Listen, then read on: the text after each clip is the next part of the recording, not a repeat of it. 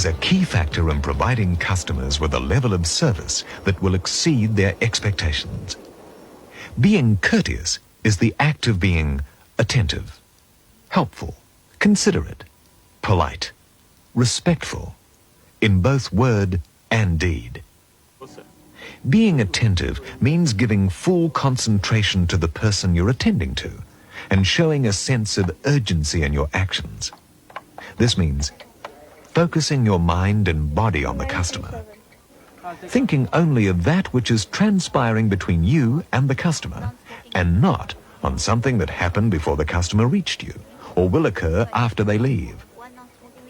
Being helpful means providing voluntary assistance without being asked, providing facilities, information, and physical assistance that will benefit the customer and help them with their relationship with Malaysia Airlines.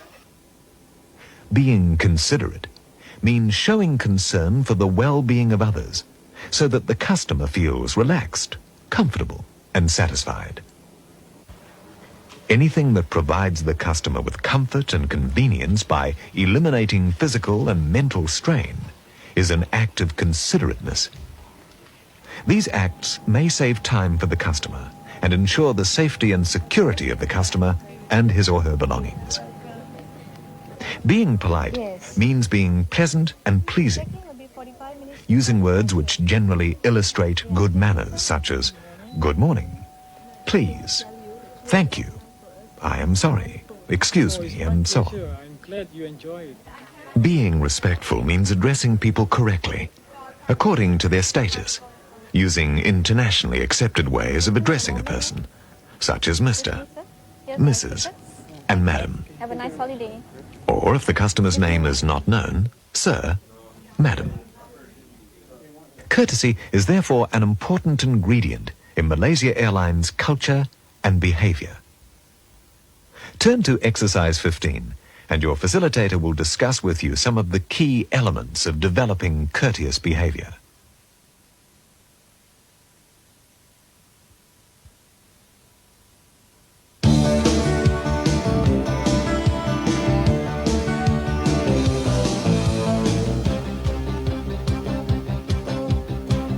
If you're watching professional sports people, you have to admire their skill and ability. How did they get that way? Constant, frequent practice and commitment. The same holds true for quality service.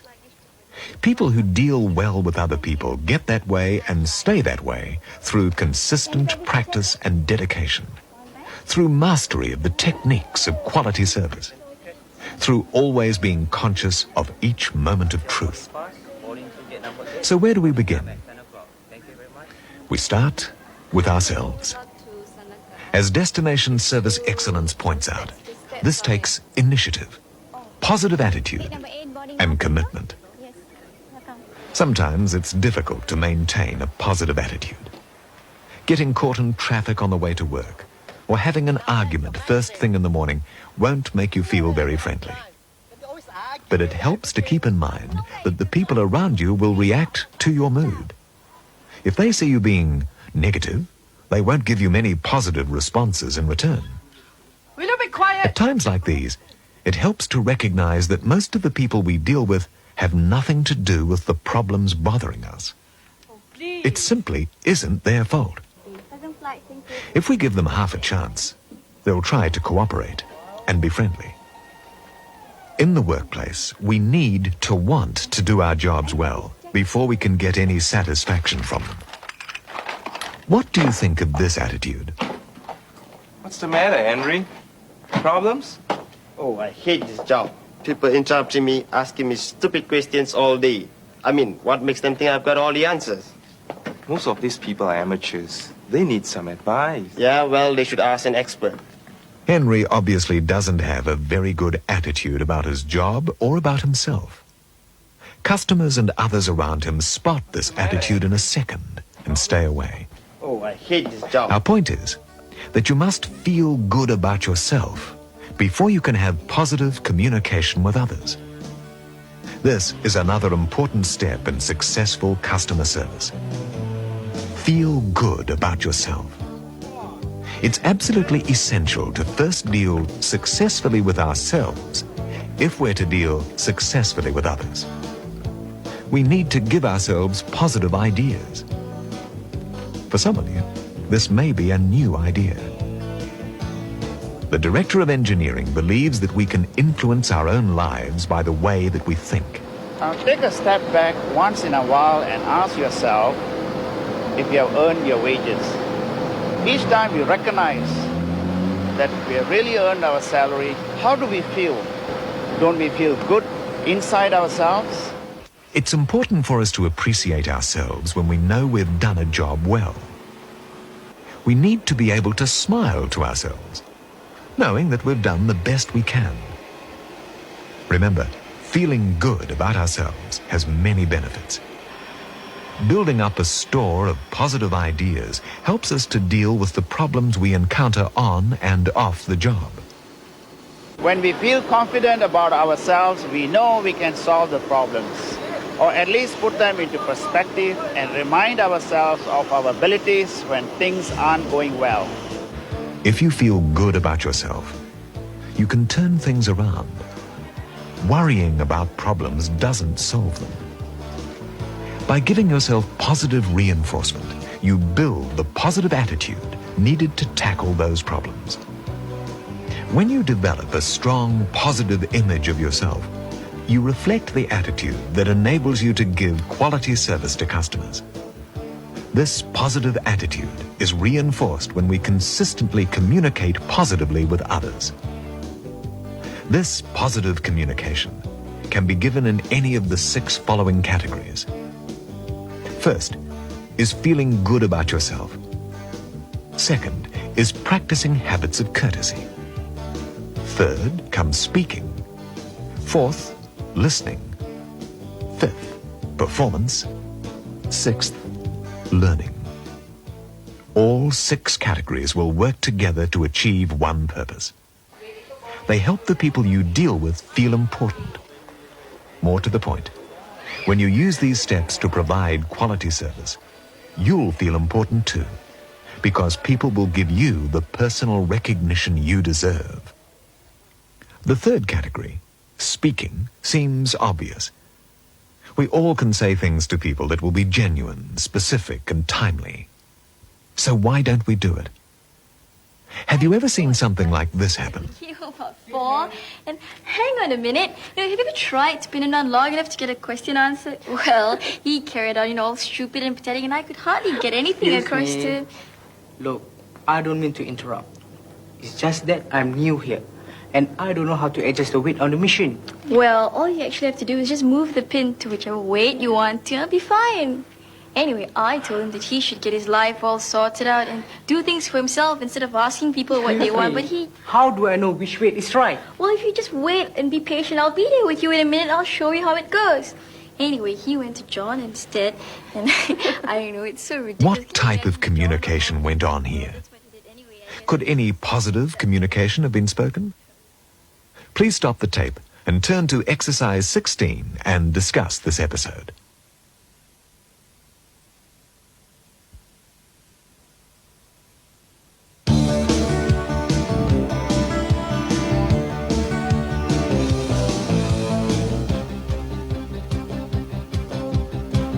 Whether you're assisting someone in person or by telephone, spoken positive communication is easy, pleasurable, and rewarding.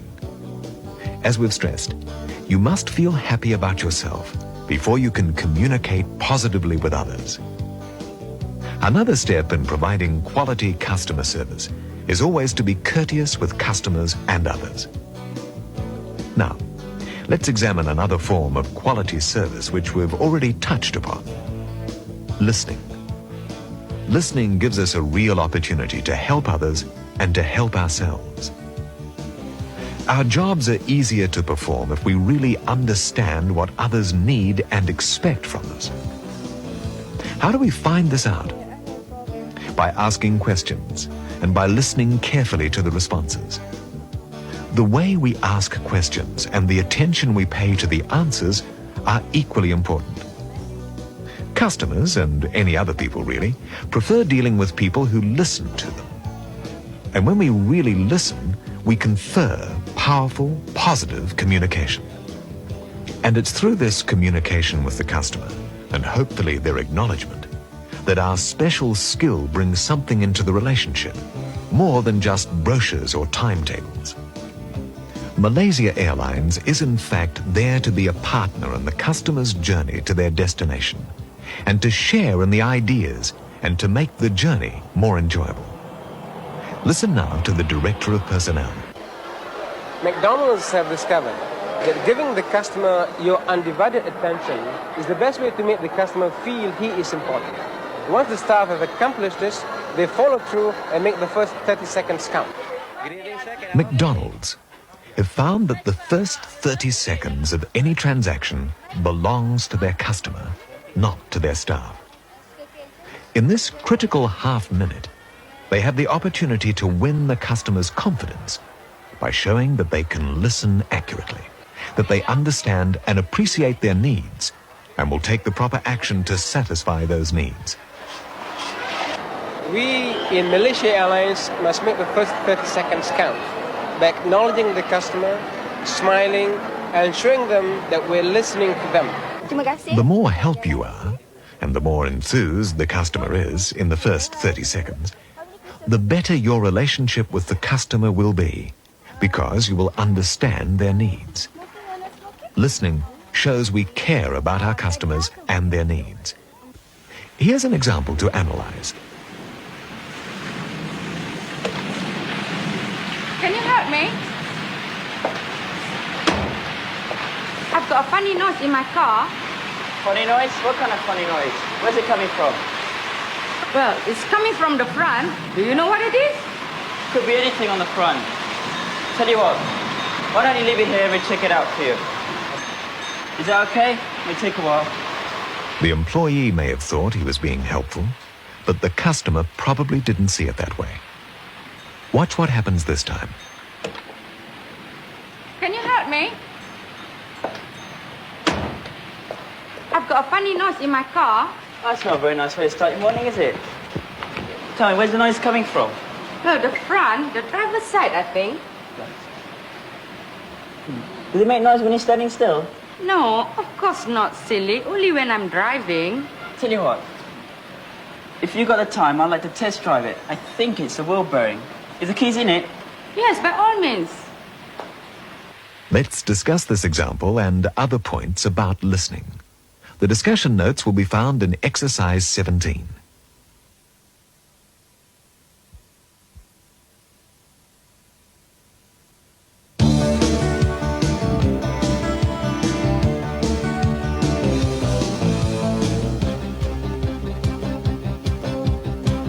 Here's another example, this time on the telephone.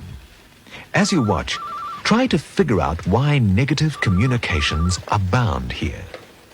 Accounts. Yes, I've been on hold for 5 minutes. I've got an inquiry about my account. Name and address. Siva, 13 Central Jalan Ipoh. What's the problem? The problem is this account is twice what it was last month. What's happened? But that's what our records show. I know that, but I don't owe it. Just a minute, I'll have a look. If you want to provide quality service with this person, what would you say? How about this for a start? Accounts department, good morning, Anne speaking. How may I help you? I've been on hold here for 5 minutes. I've got an inquiry about my account. I'm sorry, I do apologize. Our phones have been very busy this morning. Could I have your name, please? Notice that the employee identified herself immediately and immediately offered to help. Now, Mr. Siva. Then she apologized for the delay and explained why it occurred. Yes, I can These are hear two you. important positive communications to keep in mind. People like to deal with other people, not nameless faces or voices. And people hate to be kept waiting, especially on the telephone. Giving an apology for the wait and attempting to explain why are both excellent ways to provide good service on or off the telephone. Accounts department, good morning, Anne speaking. How may I help you? Notice that Anne had a smile on her face. Even though the callers can't see that smile, smiling while talking on the telephone produces a more pleasant voice. Try it sometime. It really works. Remember, nearly 40% of all our communication content comes from tone of voice. And over the telephone, tone of voice is 55% of all communication. Here are some other tips. Simple as it sounds, listen to what's being said. Attentive listening is an effective example of quality service, but it's even more important when dealing with others on the telephone. If a caller thinks that no one is really listening or caring, they will probably think their business is not valued much by the company. This type of experience is perceived as poor customer service. Get the caller's name and use it. People like to hear their own names. If you take a message, be sure to take it accurately and deliver it promptly. Try not to put people on hold. If you do, warn them that you'll need a bit more time to get the information they require. Get the information and return to the line as quickly as possible. Chapter 6 of Destination Service Excellence Workbook provides you with other telephone techniques. They're all based on customer service principles, and they apply to your dealings with people on and off the telephone. And here's one more tip. When the telephone rings, most of us tend to pick it up, even if we're in conversation with someone face to face. This is most upsetting to the person waiting. It makes it appear that the telephone caller is more important than the person with us. There are other ways to handle this, though. Please stop this tape and discuss some positive ways to handle these situations.